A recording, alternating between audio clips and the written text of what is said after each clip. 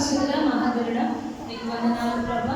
నాయన గడిచిన కాలం అంతా కాచి కాపాడి సజీలెక్కలో ఉంచినందుకు నీకు వందనాలు తండ్రి. నేను ఉదయకాలం బిడ్డలందరూ నాయన చక్కగా పాటలతోని ఆటలతోని నేను కథలతోని నేర్చుకున్నారు. పరిచయాన్ని బట్టి నీకు వందనాలు చెల్లిస్తున్నాను. తిరిగి వెళ్తుండగా నీ కాపుదలని రక్షణలు దయచేయండి. పిల్లలకి టీచర్స్ చేయాలని చెప్తున్నాను. నేర్చుకున్న కథ వాక్యాలు ఏది కూడా నాయన తప్పిపోకుండా నీ కాపుదలలో మీరు ఉంచుకోండి అయ్యా. నీకు వందనాలు చెల్లిస్తున్నాను తండ్రి. నాయన అనారోగ్యంతో బాధపడుతున్నా, జ్వరంతో బాధపడుతున్న బిడ్డు కానీ యక్షిత కానీ నాయన బిడ్డలందరినీ జ్ఞాపకం చేసుకోండి. శైలి వాళ్ళ మదర్ని కూడా జ్ఞాపకం చేసుకోండి అయ్యా. ముట్టండి, స్వస్థపరచండి, సంపూర్ణమైన ఆరోగ్య బిడ్డలను దయచేయండి తండ్రి. నాయన మరి క్యాన్సర్తో బాధపడుతున్న తమ్ముడు కూడా జ్ఞాపకం చేసుకోండి.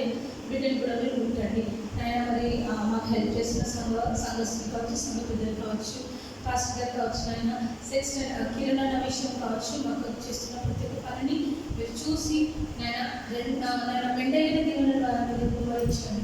రెండంతల నాయన అభివృద్ధిని వారికి కలిగించమని సంస్థలని ఆపాదిస్తూ నజరేయుడైన యేసుక్రీస్తు నామములో అడిగి వేడుకొని పొందుకొనిన్నాము మా తండ్రి. ప్రార్థన చేద్దామా? రెండు చేతులు పైకెత్తి మాకు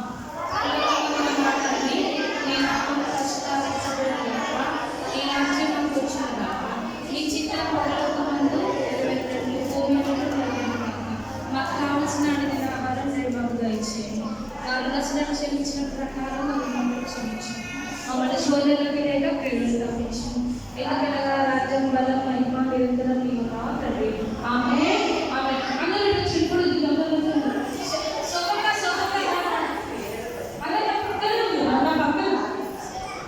ఎదరగలరా సోఫీ